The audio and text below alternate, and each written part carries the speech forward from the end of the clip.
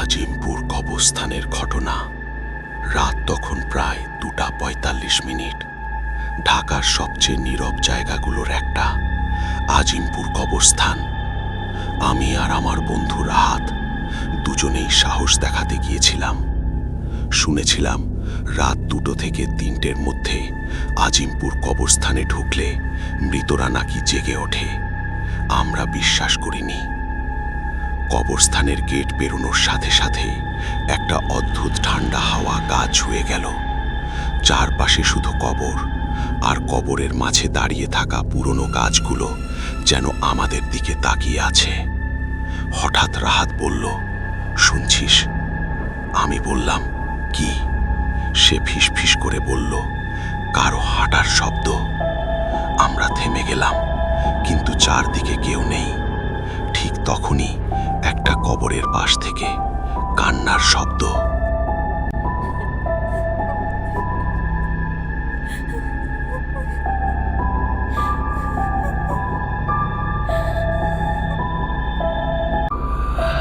আমি জমে গেলাম।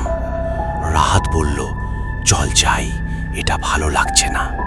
কিন্তু আমার চোখ আটকে গেল একটা কবরের দিকে। কবরের নাম ফলকে লেখা, মৃত্যু 1987, বয়স 17। ঠিক তখনই কবরের পেছন থেকে একটা মেয়ের অবয়ব ধীরে ধীরে উঠে দাঁড়ালো। সাদা শাড়ি, চুল মুখ ঢেকে রেখেছে, পা দুটো মাটি ছুঁয়ে নেই। মেয়েটা খুব আস্তে বলল, আমাকে কি দেখেছ? আমার গলা দিয়ে কোনো শব্দ বেরোলো না। রাহাত হঠাৎ দৌড় দিল। আমি তাকিয়ে দেখি মেয়েটার মাথা ধীরে ধীরে উঁচু হচ্ছে। চুলের ফাঁক দিয়ে দেখা গেল দুটি কালো ফাঁকা চোখ। সে এবার চিৎকার করে বলল, আমাকে কেউ বিশ্বাস করেনি। আমি চোখ বন্ধ করলাম।